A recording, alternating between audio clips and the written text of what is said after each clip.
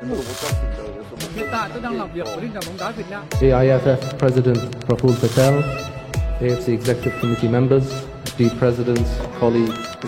Sudah muak dengan kerjasama AFF dan Vietnam, Park Hang-seo bongkar skenario licik Vietnam dan AFF dan dukung protes keras yang diajukan Timnas Indonesia di Piala AFF U23 2023.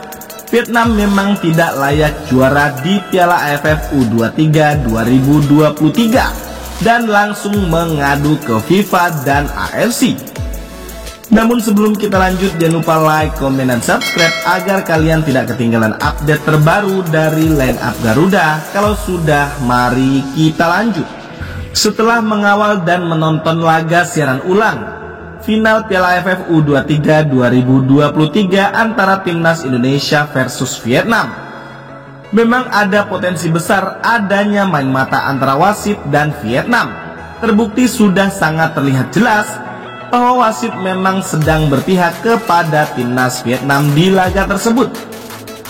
Bagaimana tidak, di pertandingan tersebut banyaknya pelanggaran keras yang dilakukan oleh Vietnam kepada Indonesia yang tidak mendapatkan kartu oleh wasit, hingga berujung protes keras yang dilancarkan Indonesia yang akhirnya malah membuat Indonesia banyak mendapat kartu kuning, termasuk pelatih Timnas Indonesia Sintayong. Selain itu, Timnas Vietnam juga sempat melakukan handsball di dalam kotak penalti mereka. Namun wasit sengaja mengabaikan hal tersebut dan malah melanjutkan pertandingan. Namun bukan hanya itu saja, offset yang dilakukan oleh hakim garis kepada para pemain Timnas Indonesia yakni James Kelly-Royer di tengah peluang berbahayanya, padahal pemain Timnas Indonesia dalam kondisi onside alias tidak dalam posisi offside. Setelah mengetahui hal tersebut terulang kembali kepada Vietnam, Park Hang-seo selaku mantan pelatih dari Timnas Vietnam tersebut juga ikut geram dan merasa malu melihat Timnas Vietnam U23 bermain buruk dan tidak sportif saat laga diselenggarakan. Menurut Park Hang-seo, laga final Piala AFF U23 2023 antara Indonesia dan Vietnam. Menurut Park Hang-seo, laga final Piala AFF U23 2023 antara Vietnam versus Indonesia tersebut sebelumnya berjalan baik-baik saja seperti pertandingan untuk memperebutkan gelar juara.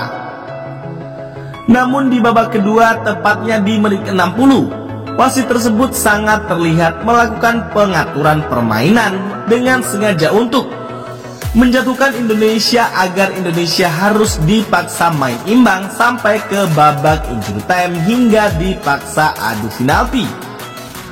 Dengan melihat hasil ini, saya rasa Vietnam tidak pantas menjadi juara di Piala AFF ini. Bagaimana tidak, permainan Vietnam sungguh buruk sedangkan Indonesia bermain secara fair play, hanya saja Indonesia selalu dirugikan wasit. Hal ini harusnya jadi bahan evaluasi dari FIFA juga AFC untuk mengevaluasi Piala AFF yang ada di ASEAN ini.